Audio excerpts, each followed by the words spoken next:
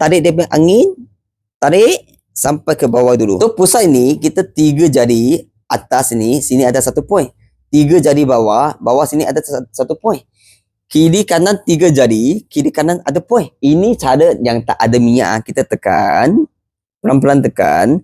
Kalau dia nafas punya jam, kita tak mau tekan. Dia lepas nafas, kita baru turunkan dia. Turun, tekan. Lepas tu pergi ke pusat ini. Lepas tu sini 5 set, 5 set, 5 set, 5 set. Sudah habis ini 4, kita sapu itu minyak panas. Lepas tu dari atas ni kita tekan, pergi ke kiri kanan. Lepas tu tekan, tarik dia punya angin, tarik sampai ke bawah dulu. Lepas tu gunakan tapak tangan untuk tolak. Tekan untuk tarik. Okay, tekan, tarik. Lepas tu gunakan tapak tangan, tolak sebelah. Tolak.